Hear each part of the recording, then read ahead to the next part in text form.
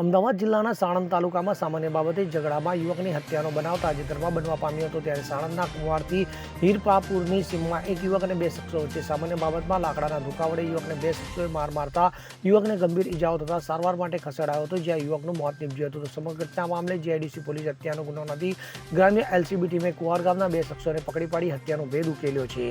સમગ્ર જાણકારી અનુસાર સાણંદ તાલુકાના બોર્ડ ગામે ખાનગી કંપનીની કોલોનીમાં રહેતો 35 વર્ષીય સુશીલ ઉરાવ દાઉદ ઉશમ ગત તારીખ 22 માર્ચે સાંજે રૂમ ઉપરથી નીકળી ગયો હતો અને સવાર સુધી પરત ન આવતા તેની સાથે રહેતા તેના મિત્રોએ આજુબાજુની કોલોનીમાં તપાસ કરી પણ કોઈ જાણ ન થતાં પોલીસ સ્ટેશન ખાતે પહોંચ્યા હતા।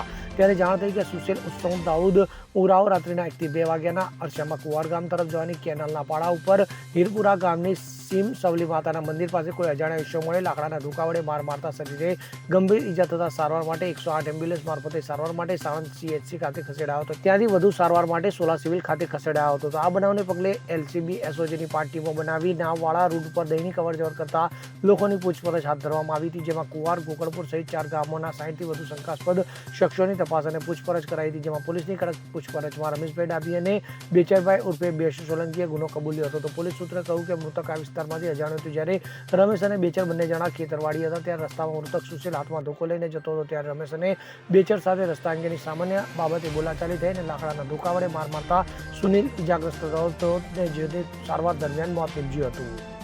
તારીખ 23/3/2025 ના રોજ સાણંદ જીઆઈડીસીના કુંવર ગામ તરફ જવાની કેનલ હરિપર ગામની સીમ ના જે મંદિર છે સવલી માતાના મંદિર, ત્યાં એક માણસ મળી આવેલ હતા। એ મરણ જનારનું નામ સુશીલ છે। એ રહે ટાટા માઇક્રોન કોલોનીમાં રહે છે અને મૂળ ઝારખંડથી આવેલા હતા। કોઈએ અગમ્ય કારણોસર એમને લાકડાના ધોકા વડે માર મારેલા હતા અને સારવાર દરમિયાન એમની મૃત્યુ થયેલી હતી। આ બાબતે બીએનએસ 103 મુજબ અને તથા જીપી એક્ટ 135 મુજબ સાણંદ જીઆઈડીસી ટાઉનમાં ગુનો નોંધવામાં આવેલ હતું। આ ગંભીર પ્રકારનો ગુનો છે, તે અંગે આરોપીને પકડવા માટે ઘણા પ્રયત્નો કરવામાં આવેલા। હ્યુમન સોર્સિસ તથા ટેકનિકલ સોર્સિસ જેમ સીસીટીવી કેમેરાસ, વેરિયસ ટીમ્સ બનાવવામાં આવેલ હતી। વાહનો જે આવતા જતા હતા એમને ચેક કરવામાં આવેલા હતા અને જે બી લોકોની અવર જવર હતી એમની પૂછપરછ કરવામાં આવેલી હતી। તેથી જાણવામાં આવેલું કે સામાન્ય બોલાચાલી થયેલી હતી અને એ બોલાચાલી બે ઈસમ જોડે થયેલી હતી। એકનું નામ હતું રમેશ ડાબી, જે રહે છે કુંવર ગામ સાણંદના છે, અને બીજા છે બેચરભાઈ સોલંકી, રહે કુંવર ગામ અને માતાના મંદિર પાસે રહે છે। આ જે બે આરોપી છે એમની ધરપકડ કરવામાં આવેલી છે અને જે ઝઘડાનું કારણ હતું સામાન્ય બોલાચાલી, એમાં પહેલા બોલાચાલી થઈ અને પછી એકબીજાને ધોકા વડે મારવામાં આવેલા હતા।